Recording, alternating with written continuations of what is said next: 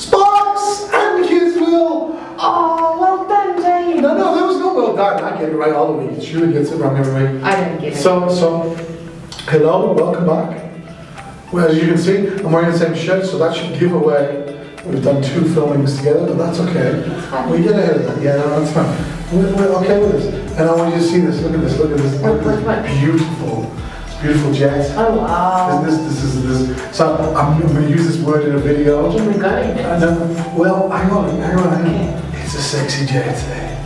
And it's worth so much money.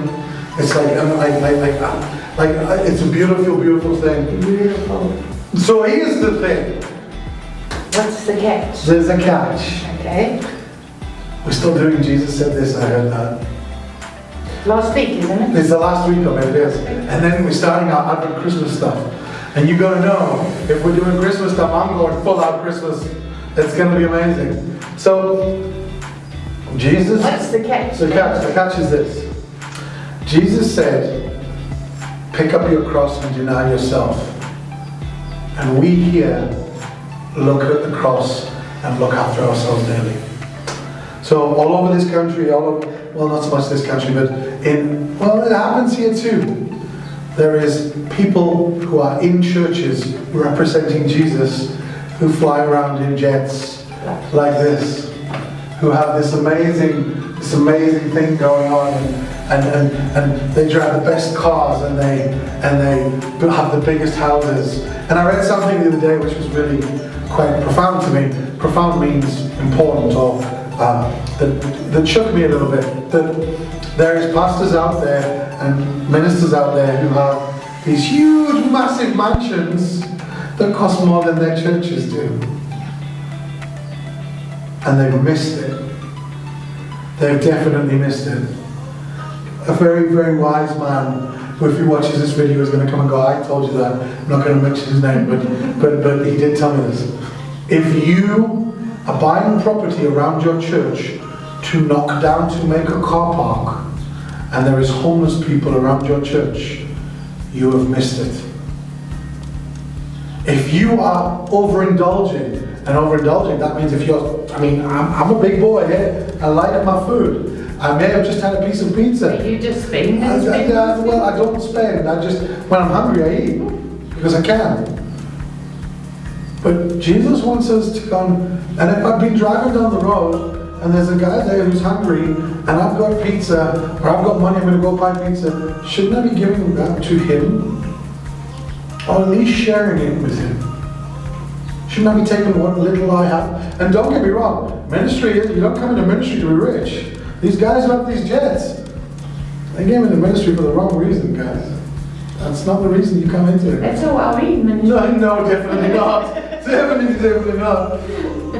You know that I know for a fact, and I know you do this too, every single pastor in the churches that we're linked with will take their salaries and they help feed families on the quiet that we don't talk about.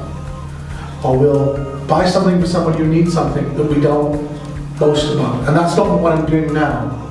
I just want you to understand that we take what we have, even though it's not a lot, and we share it with as many people as possible, because that's what Jesus wants you to do.